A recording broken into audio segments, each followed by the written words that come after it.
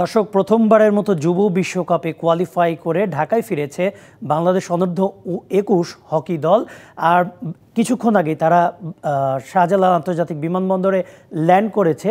আর দুপুরেই তাদেরকে হকি ফেডারেশনের পক্ষ থেকে সংবর্ধনা দেওয়া হবে। তারা সদ্য সমাপ্ত যে অনূর্ধ্ব 21 এশিয়া কাপ আছে সেই টুর্নামেন্টে তারা পঞ্চম হয়ে ফিরেছে। আমরা এই মুহূর্তে চলে যাব শাহজালাল আন্তর্জাতিক বিমানবন্দরে। সেখানে আছেন সহকর্মী মুশফিকুর রহমান। মুশফিক, কিছুক্ষণ আগেই দল ঢাকায় ফিরেছে, তাদেরকে নিয়ে এই হকি ফেডারেশনের কর্মকর্তাদের কর্মপরিকল্পনাটা কি আজকে, এবং সেখানে তাদের প্রতিক্রিয়াটাই বা কেমন দেখছেন?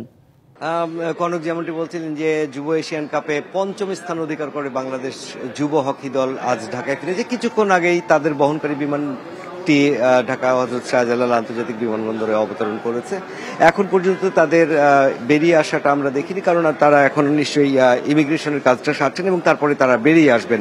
কনক, আপনাকে একটু জানিয়ে রাখতে চাই আপনার মাধ্যমে দর্শকদের যে এই আসরটিতে কিন্তু বাংলাদেশ মোট 6টি ম্যাচ খেলেছে। তার মধ্যে প্রথম ম্যাচে ওমানের সাথে 3-1 গোলে জিতেছে বাংলাদেশ। দ্বিতীয় ম্যাচে পাকিস্তানের কাছে 6-0 গোলে হেরেছে এবং মালয়েশিয়ার সাথে 2-2 গোলের ড্র।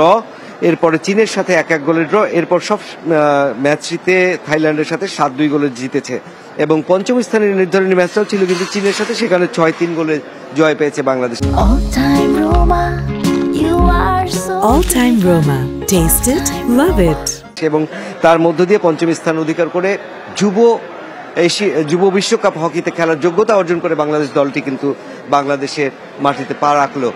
একটু আপনাকে জানাতে চাই কনক যে আজকে এই দলটি বিমানবন্দরে পৌঁছানোর পর ইমিগ্রেশন শেষে তাদেরকে মিষ্টিমুখ করানো হবে এবং ফেডারেশন কর্তারা এসেছেন। আমরা দেখেছি ফেডারেশনের সাধারণ সম্পাদক তিনি বিমানবন্দরের ভেতরে গেছেন, সেই সাথে বিমান বাহিনীর কিছু কর্মকর্তাও গেছেন। তারা খেলোয়াড়দের মিষ্টিমুখ করিয়ে এখান থেকে নিয়ে চলে যাবেন সোজা ফ্যালকন হল, অর্থাৎ বিমান বাহিনী প্রধানের কার্যালয়ে। এবং সেখানে বিমান বাহিনী প্রধান যেহেতু হকি ফেডারেশনের সভাপতি, সে কারণে তিনি সেখানে এই খেলোয়াড়দের একটা ছোট্ট সম্বর্ধনার আয়োজন করেছেন এবং আমরা যতটুকু জানতে পেরেছি তাদের জন্য হয়তো একটি বোনাস ডিক্লেয়ার থাকবে, আর কি একটা বোনাস ঘোষণা করা হবে বা তাদের কোনো উপহার দেওয়া হবে। সেই বিষয়টাও আজকে এই সংবর্ধনা অনুষ্ঠান থেকে সেই ঘোষণাটাও আসবে।